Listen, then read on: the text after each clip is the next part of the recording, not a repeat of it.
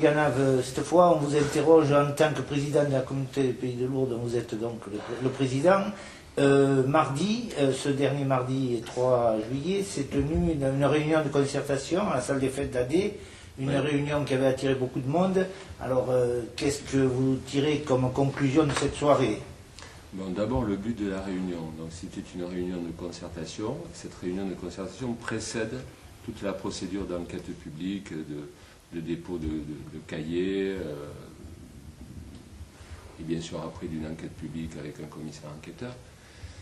Bon, c'était une réunion particulièrement nécessaire, vu le contexte lié à tous les coups, et en tout cas vis-à-vis de la séquence qui vient de s'achever, liée à l'avis négatif du commissaire enquêteur.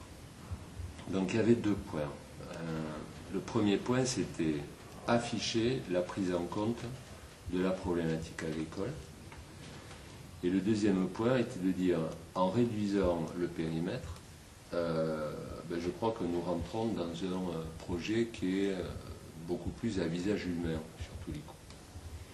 Mais il fallait aussi réaffirmer, je crois que ça a été fait, la volonté, la nécessité pour la communauté de communes du Pays de Lourdes de se situer dans le cadre du développement économique et donc de défendre et de vouloir une zone d'activité sur tous les coups. En rappelant le contexte, celui d'un centre-département composé de 3 entités, le Grand Tarbes, la communauté de communes du canton d'Auxonne, la communauté de communes du Pays de Lourdes, qui ont un objectif, celui de la création d'emplois en Haute-Pyrénées. Alors ça passe par Pyrénéa, c'est-à-dire toute l'activité qui va se déployer autour du syndicat mixte et de la zone aéroportuaire. C'est le cas à Bastillac, où des efforts très importants sont conduits, et ça doit être le cas dans la communauté de communes, en tout cas au regard de sa zone d'activité principale qui est le Toulicou. Donc il y a une action à la fois globale, conjointe, dont nous ne pouvons pas nous exonérer, parce que, vous le savez, la communauté de communes vit de l'activité économique, des acteurs économiques du bassin lourdais. Je l'ai rappelé encore hier soir à une question. La communauté de communes ne fonctionne pas sous le régime de la taxe additionnelle. C'est-à-dire, ses recettes ne sont pas liées à l'impôt sur les ménages. Elle est liée à l'activité économique de la zone, qu'il faut protéger, qu'il faut conserver, parfois c'est avec difficulté, qu'il faut développer. Donc voilà le sens de ce nouveau projet qu'on qualifiera de tous les coups 2.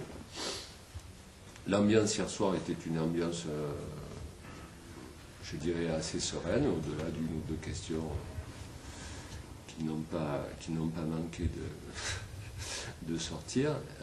Moi j'ai trouvé une assistance attentive, et je crois que cette première réunion, parce qu'il y en aura peut-être d'autres, est tout à fait intéressante et productive. Et est-ce que finalement l'avis négatif du commissaire enquêteur ne rend pas service, dans la mesure où le projet a été réduit d'un tiers et est plus conforme peut-être à la taille de la zone, et que ça évitait de faire des investissements supplémentaires importants dans un terrain qui était inondable et que les agriculteurs ont dénoncé hier soir? On peut voir les choses comme ça. Il y a toujours du positif et du négatif. On peut se donner cette philosophie. Sur le commissaire enquêteur, moi je n'ai jamais évoqué la question de forme de l'enquête publique. Preuve année, c'est que le but de la réunion d'hier soir, c'était une remise à niveau par rapport à des problématiques qui avaient été évoquées, pas simplement par le commissaire enquêteur, il faut en tenir compte. Il y a aussi des habitants, des exploitants, des propriétaires d'AD, donc en particulier sur le volet agricole.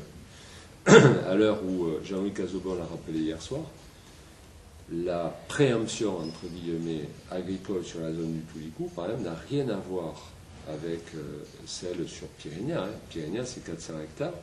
Il fallait aussi écouter, entendre, comprendre et trouver des solutions à des exploitants qui sont confrontés à deux problématiques. Il y en a une qui n'est pas de notre ressort, c'est celle de la RN 21, donc la préemption de terres agricoles, et celle de Toulicou, version 1, et aujourd'hui version 2. Donc je crois qu'ils ont été écoutés, ils ont été compris, ils ont été entendus.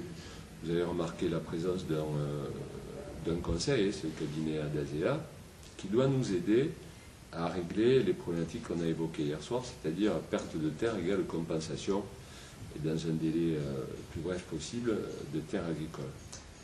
Cette concertation qui a été satisfaisante dans l'ensemble hier soir, elle a paru être absente lors du premier projet. Alors, c'est pas tout à fait vrai, parce que ça, je crois qu'on a perdu un peu de mémoire. Il y avait eu une réunion de concertation, d'ailleurs on l'a rappelé à la fois à Christophe Pérez de la CEPA et Jean-Louis Cazobon hier, au siège de la communauté de communes, lors de la première enquête. Bon. Ensuite, rappelons que d'un point de vue purement administratif, ça n'a que cette valeur. On est dans l'administratif, on n'est pas forcément en effet dans le politique. Le commissaire enquêteur précédent était tout à fait amène, c'est le texte, d'organiser une telle réunion publique. Voilà. Bon. Je dirais là, on est dans une session de rattrapage, qui est une session un peu politique, on peut dire, où il s'agit, au-delà de l'organisation de cette réunion, d'écouter, d'entendre, de comprendre, et puis de traiter les problèmes. Hier soir a été également évoqué l'éventuel départ de l'entreprise Seigneuré. Vous l'avez démenti, vous le maintenez? Alors, on a vu M. Seigneuré avec le bureau la semaine dernière. D'abord, dans un premier temps, il y a eu des bruits, puis ensuite, dans un second temps, il y a eu une concrétisation. L'entreprise Seigneuré restera sur Toulicou dans les années qui viennent. En même temps, l'entreprise Seigneuré a acheté des terrains sur l'emprise aéroportuaire. Bien. Ça, c'est la réalité. Quand je dis l'entreprise Seigneuré va rester dans les années qui viennent, c'est la réalité et c'est la vérité. On est dans un domaine qui est un domaine, et moi j'ai bien compris, on a tous bien compris ce que voulait exprimer, je dirais Jean-Michel Seigneuré, mais derrière la direction de l'entreprise Seigneuré, à propos de son problème. Son problème est le suivant. Pour rester un contractant ou un sous-traitant d'Airbus Industries, dans le cycle qui s'ouvre vis-à-vis de cette entreprise, il faut être plus costaud, il faut être plus performant, et là, il faut être plus près en termes d'abord de production, et ce qui ne manque pas de poser un certain nombre de problèmes à l'entreprise, plus près de la piste de l'aéroport de Tarbes-Lourdes-Pyrénées. S'il y a un mérite à la constitution d'un syndicat, c'est aussi cela, c'est d'être ensemble sur une zone qui est une zone globalisée. Mon souci, il y en a deux à propos de cette affaire vue d'un point de vue global. Et la direction de l'entreprise Seigneuré en est parfaitement consciente. Parce que je ne veux pas revivre ce que nous avons vécu à propos de 3 ans, en particulier. Donc, il s'agit de quoi? Pour nous, pour moi, il s'agit au niveau du syndicat mixte de revoir la copie sur la question des statuts. Je l'ai affirmé, je le dis, lorsqu'il y a délocalisation interne, si je puis m'exprimer ainsi, et lorsqu'en même temps, donc, par exemple, 3 ans, qui quitte SMP et qui s'installe sur le domaine du syndicat mixte ou de la communauté de communes du canton d'Auxerre. Il ne peut pas y avoir. Alors, ça, c'est le cas de la communauté du Grand Tarbes comme de la communauté de communes du Pays de Lourdes.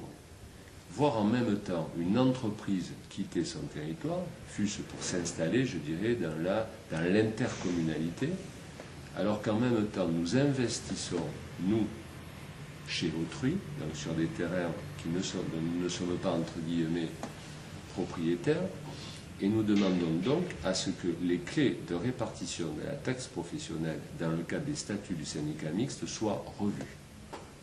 Bon. Ça, c'est un premier point.